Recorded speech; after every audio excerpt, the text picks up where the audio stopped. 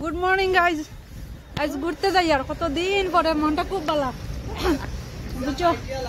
হ্যাঁ আমি ননদ একটু একটু দেখা যায় না তোমারে।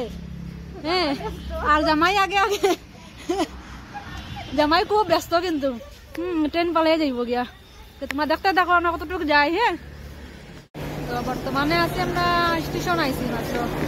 কত ট্রেন দেখো, বদলপুর স্টেশন জংশন।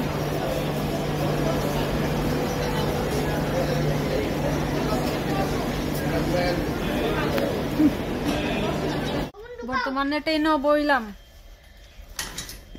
রানা দিমু এখন আমরা। হ্যাঁ হ্যাঁ হ্যাঁ আই দেও সুসরা বাচ্চা আমারা। ফাইনালি আমরা তো আইলাম এখন ঘুরতে।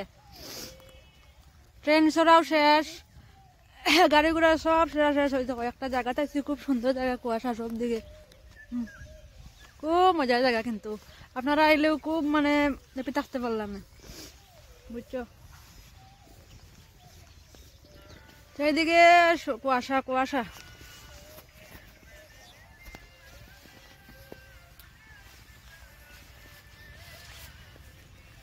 খুব সুন্দর জায়গা, খুব সুন্দর একটা জায়গা ঘুরতে আইছি। দেখো জঙ্গল, চারিদিকে জঙ্গল। এখানেও আছে আমার বাচ্চা, জামাই, ভাইয়ের বউ, ননদ সব, আর আমি তো আছি।